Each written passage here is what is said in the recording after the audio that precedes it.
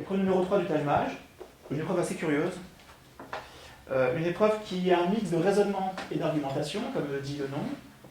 Donc là, on va avoir une épreuve qui va comprendre. Alors, c'est pas très clair là-dessus, on essaie de lire entre les lignes au niveau de la flèche, mais en tout cas, ce qu'on comprend, c'est quoi? C'est bien sûr une grosse moitié. Donc, on va dire une grosse moitié de raisonnement, hein, et une grosse moitié d'argumentation. C'est pas un scoop en soi. Alors, le raisonnement, c'est quoi? Toutes les questions que personnellement j'adore, je ne sais pas si vous aimez bien ça, qui sont un peu d'énigmes.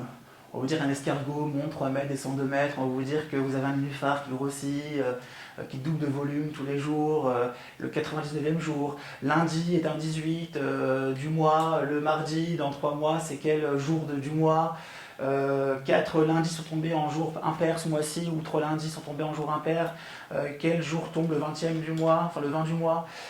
Charles est assis à côté de Pierre qui n'est pas en face de Muriel, Muriel qui est à gauche du Britannique qui n'est pas l'Iranien, qui est en face de qui? Bon, c'est plutôt amusant franchement, c'est assez bateau, il faut le faire une fois, 2 fois. Il y a des choses à connaître un peu rigolotes, notamment sur les lignes de génération. Par exemple, des fois on vous dit que Muriel est l'oncle de Pierre, qui est lui-même le cousin de Michel, qui a pour grand-oncle Albert, qui est la sœur de qui est le frère de qui. Bon, il y a une petite méthode pour ça, mais rien de révolutionnaire. D'ailleurs, quand vous lirez les ouvrages sur la question, vous trouverez que c'est plutôt, on va dire, du bon sens qui est en avant, beaucoup plus qu'autre chose. C'est assez plaisant, et moi je conseille vraiment d'aller chercher d'abord ces questions en priorité, parce qu'elles ne font appel à aucune part de subjectivité. Encore une fois, si c'est Pierre qui ment le jeudi, c'est Pierre qui ment le jeudi, quoi. C'est pas son frère, c'est lui. Enfin, donc quelque part, on n'est pas dans l'approximation, dans le doute. En revanche, en argumentation, alors en argumentation, en fait, on peut croire qu'il y a un côté un peu freestyle, un côté un peu subjectif, mais là, voyez-vous, on a affaire à des textes qui sont assez longs quand même parfois.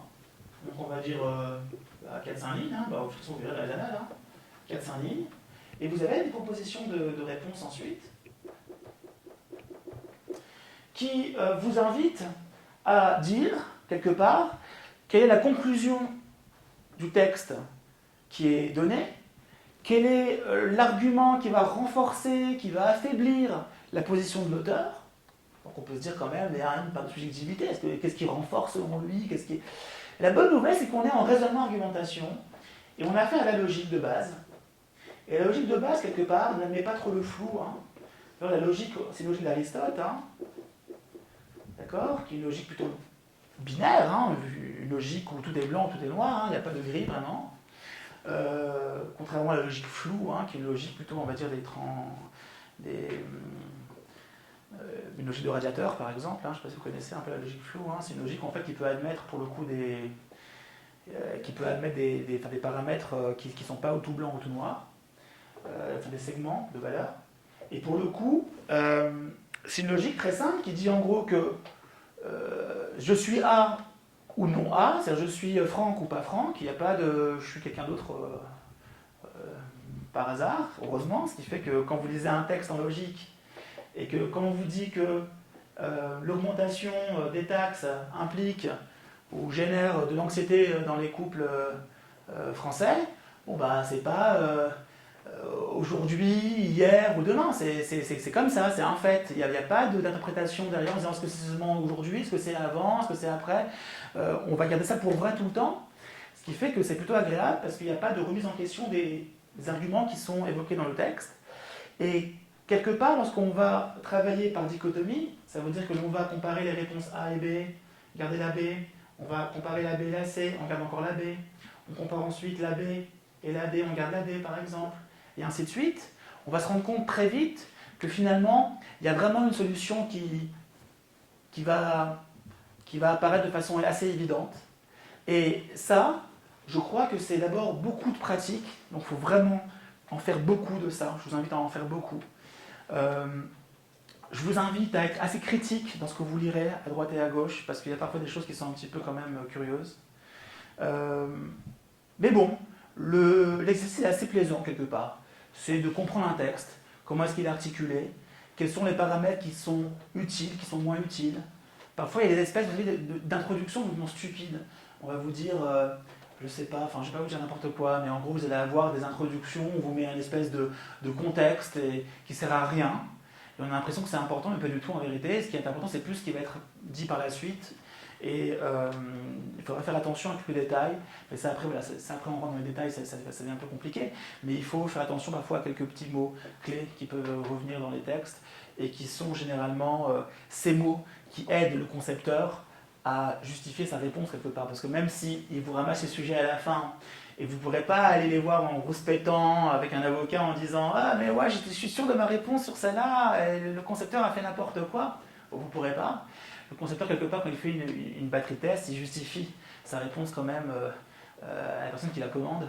Donc il est obligé de, quelque part d'avoir des arguments qui justifient que la réponse C, c'est la réponse C. Donc essayez de vous aussi vous mettre dans la peau du concepteur, encore une fois, et de vous dire si je devais justifier ma réponse véritablement, qu'est-ce que je pourrais dire pour être sûr de mon coup.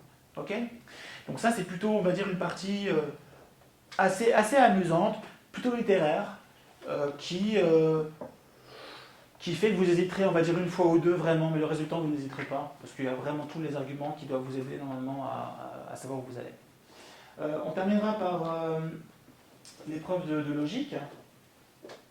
Alors la logique, c'est l'épreuve numéro 6. Alors attention à cette épreuve de logique, parce que c'est une épreuve qui arrive à la fin du Taj-Maj.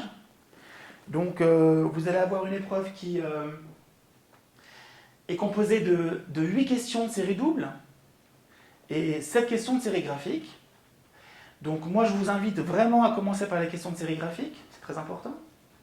Je pense que c'est quelque part une méthode assez efficace parce que les séries graphiques ont ça d'intéressant, c'est qu'il n'y a pas deux possibilités, parce que vous savez qu'en série double, vous avez la série verticale et la série horizontale qui vous demandent d'aller chercher deux méthodes, enfin pas deux méthodes, mais deux critères quelque part.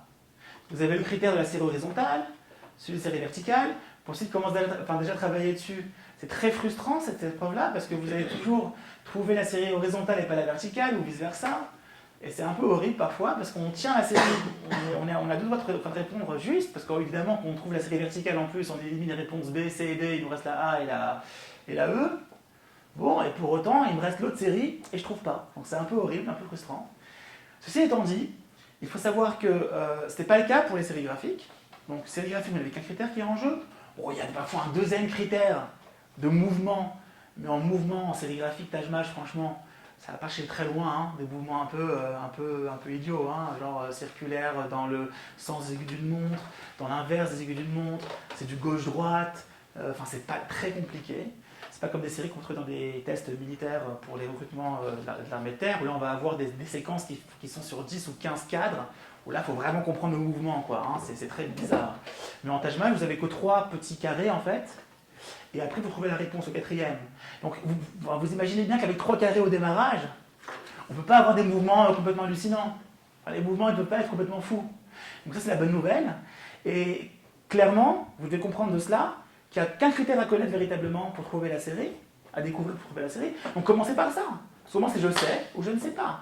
Et comme ça, vous pourrez aligner 5, 6, et j'espère pour vous 7 bonnes réponses sur 7 en série graphique. Et après, vous finissez ça, et vous passez sur les séries de lettres, qui en plus, franchement, prennent plus de temps que les séries graphiques. Ce que font mes étudiants généralement, c'est qu'ils terminent les séries graphiques en quoi? Allez, ils finissent ça en 6 minutes, même pas. Ça va très vite les séries graphiques.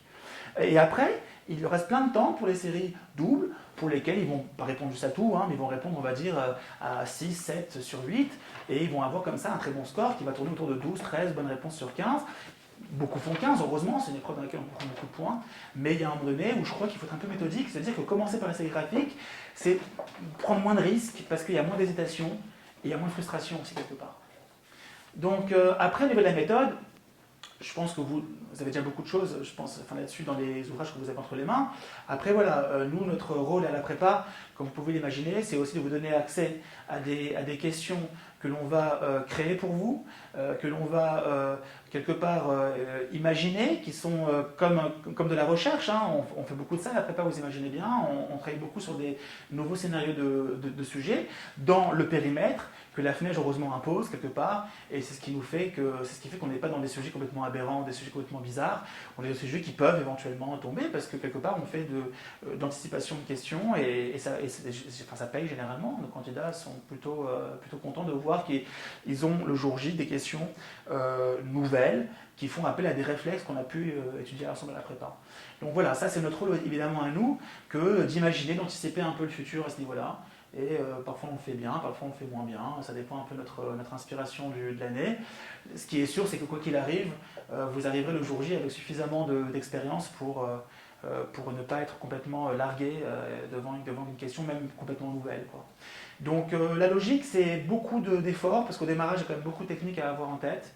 C'est une épreuve un peu curieuse, parce que vous allez la montrer à des copains, à des parents, ils vont vous trouver la réponse sans même avoir vu un seul critère avant dans un bouquin, ils vont trouver « Ah bah ouais, c'est facile, c'est la somme des chiffres qui vaut 21, ouais ».